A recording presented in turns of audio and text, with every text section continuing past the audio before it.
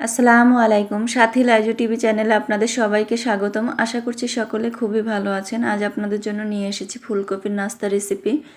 এটা খেতে যেমন টেস্টি তেমন ক্রিস্পি, ছোট থেকে বড় সকলে খুবই পছন্দ করবে।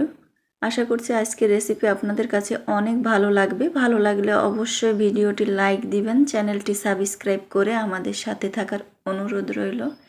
এরই মাঝে যারা আমার চ্যানেলটি সাবস্ক্রাইব করেছেন সকলকে অসংখ্য ধন্যবাদ। তাহলে চলুন রেসিপিটি শুরু করি। এখানে নিয়েছি আমি 1 কাপ আটা। আপনারা চাইলে এই রেসিপিটি ময়দা দিয়েও তৈরি করতে পারেন। আটাটা আমি ঢেলে নিলাম। এবার দিয়ে দিচ্ছি 2 টেবিল চামচ রান্না তেল, রান্না সয়াবিন তেল দিয়ে দিচ্ছি। আপনারা চাইলে এখানে ঘিও ব্যবহার করতে পারেন। এবার আমি তেলটা একটু হাত দিয়ে ভালোভাবে মিশিয়ে নিব আটার সঙ্গে। হাত দিয়ে ডলে ডলে মিশিয়ে নিতে হবে। দেখুন ঠিক এইভাবে করে আমি আটাটা ভালোভাবে মিশিয়ে নিচ্ছি। এবার দিয়ে দিচ্ছি হাফ চা চামচ কালো জিরা, দিয়ে দিচ্ছি হাফ চা চামচ লবণ, দিয়ে আমি একটু হাত দিয়ে ভালোভাবে সবগুলো উপকরণ একসঙ্গে ভালোভাবে মিশিয়ে নিচ্ছি। ভালোভাবে ডলে ডলে আমি সবগুলো উপকরণ মিশিয়ে নিলাম। এবার দিয়ে দিচ্ছি পানি। অল্প অল্প পানি দিয়ে ডোটা আমরা মেখে নিব। একটা শক্ত ডো তৈরি করে নিব।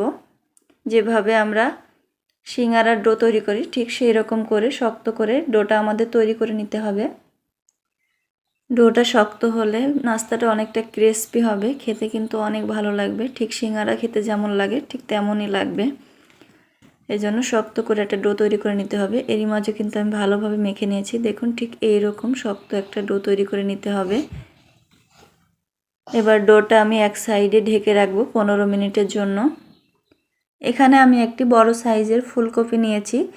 ফুলকপিটা থেকে আমি অর্ধেকটা ফুলকপি এই রেসিপির জন্য ব্যবহার করব, আর বাকিটা আমি রেখে দিব।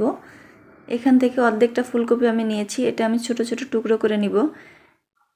দেখুন আমি ছোট ছোট টুকরো করে নিয়েছি। এবার দিয়ে দিচ্ছি টুকরো করে রাখা 1 কাপ আলু। এবার দিয়ে দিচ্ছি 3 কাপ পানি। 3 কাপ পানি দিয়ে চুলাটা অন করে দিচ্ছি। অন করে দিয়ে এবার দিয়ে দিচ্ছি হাফ চা চামচ লবণ। এবার একটু নেড়ে চেড়ে লবণটা একটু মিশিয়ে নিচ্ছি পানির সঙ্গে। এবার ঢাকনা দিয়ে ঢেকে ফুলকপিগুলো সিদ্ধ করব 5 মিনিট। এরই মাঝে দেখুন পানিটা ফুটে উঠেছে। এইভাবে আমরা সিদ্ধ করব 5 মিনিট। 5 মিনিট সিদ্ধ করলে আমাদের ভালোভাবে সিদ্ধ হয়ে যাবে। এবার আমি চুলাটা বন্ধ করে দেব। 5 মিনিট পর ঢাকনাটা খুলে নিচ্ছি। এবার একটা ছ্যাঁকনা দিয়ে আমি এগুলা তুলে নিচ্ছি পানি থেকে। পানি ঝরিয়ে আমাদের তুলে নিতে হবে। একটা বাটিতে আমি তুলে নিচ্ছি সবগুলো ফুলকপি।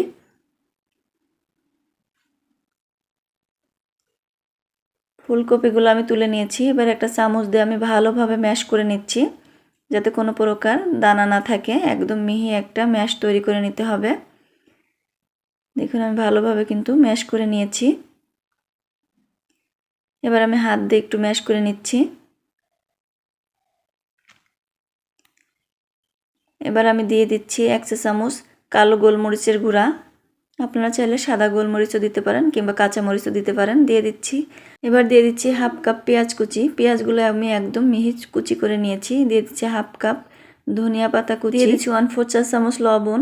এবার দিয়ে দিচ্ছি 1 টেবিল চামচ চটপটির স্পেশাল মশলা, যেটা আমি বাসায় তৈরি করেছিলাম সেটাই আমি দিয়ে দিলাম।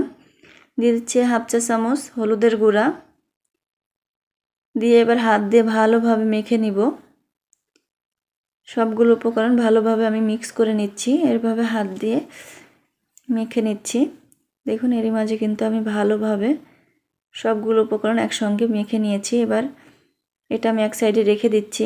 একটা বাটিতে আমি 3 টেবিল চামচ আটা নিয়ে নিচ্ছি। এই আটাটা দিয়ে আমি একটা ব্যাটার তৈরি করে নিব। দিয়ে দিচ্ছি 1 চিমটি লবণ। এবার দিয়ে দিচ্ছি 1/4 কাপ পানি। পানি দিয়ে আমি নেড়ে চেড়ে একটা পাতলা ব্যাটার তৈরি করে নিব। ভালোভাবে মিক্স করে নিতে হবে যাতে কোনো প্রকার দলা না থাকে। এরই মাঝে আমি ব্যাটারটা তৈরি করে নিয়েছি। এবার এক সাইডে এটা রেখে দিচ্ছি। 15 মিনিট পর ডোটা নিয়ে আবার আমি একটু মেখে নিব। এখানে একটা রুটি করা ফিরে নিয়েছি। ফিরের পরে এবার আমি ডোটা একটু মেখে নিচ্ছি। ডোটা আমি কিছুক্ষণ মেখে নিচ্ছি। কিছুক্ষণ ডোটা মেখে নিয়েছি। এবার আমি ছোট ছোট লেচি কেটে নিব।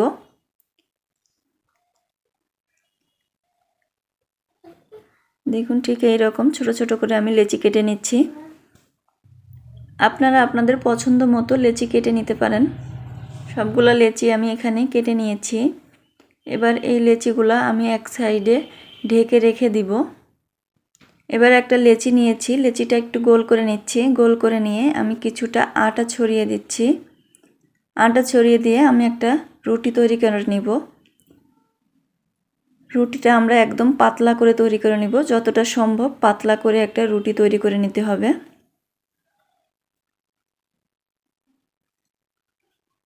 এরই মাঝে আমি পাতলা করে রুটি তৈরি করে নিয়েছি। এবার আমি চারকোনা শেপ দিয়ে কেটে নিচ্ছি। পাশের যে বাড়তি অংশগুলো এগুলো আমি কেটে এক সাইডে রেখে দিচ্ছি।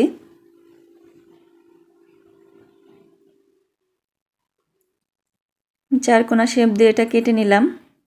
এবার অর্ধেক বরাবর আমি একটু চিকন চিকন করে কেটে নিচ্ছি। দেখুন ঠিক এইভাবে করে চিকন চিকন করে আমাদের কেটে নিতে হবে। দেখুন এরই মাঝে অর্ধেকটা রুটি আমি চিকন চিকন করে কেটে নিয়েছি। এবার আমি ডিজাইন তৈরি করে নিব। ডিজাইন তৈরি করার জন্য আমি এইভাবে ক্রস করে করে পরপর দুটো করে এরকম ক্রস করে ডিজাইন করে নিচ্ছি। দেখুন ডান পাশেরটা বাম পাশে এনে এইভাবে আমরা ক্রস করে ডিজাইন তৈরি করে নিব। দুটো দুটো করে এইভাবে আমি ক্রস করে নিচ্ছি।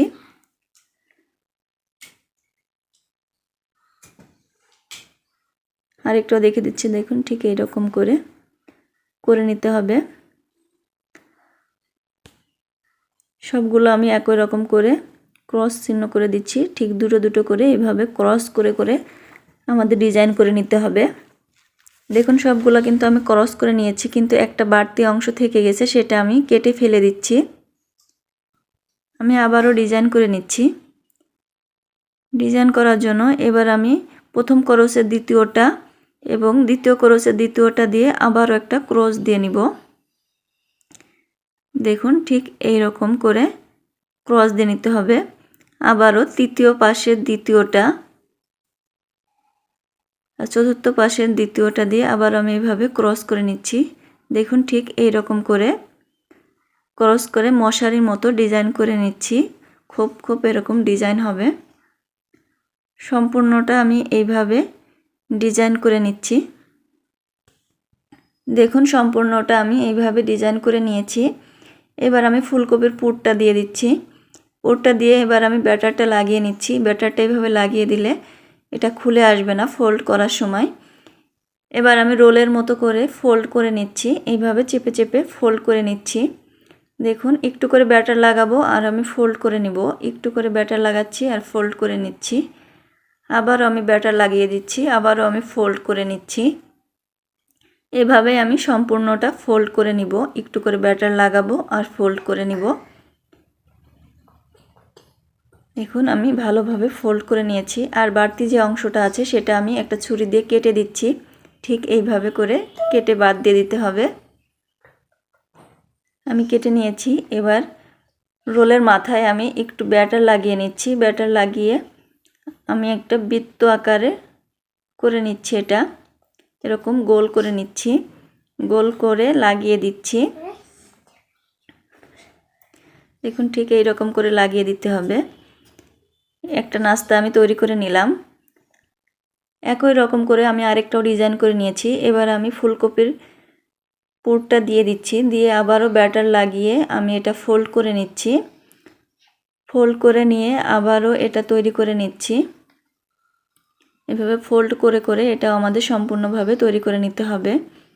দেখুন আমি ফোল্ড করে নিয়েছি ভালোভাবে। আর যে বাড়তি অংশটা আছে সেটা কিন্তু আমি একটা ছুরি দিয়ে কেটে দিচ্ছি। ঠিক এইভাবে করে কেটে দিয়ে এবার আমি ব্যাটারটা লাগিয়ে নিচ্ছি। ব্যাটারটা লাগিয়ে এটা আমি গোল করে নিচ্ছি।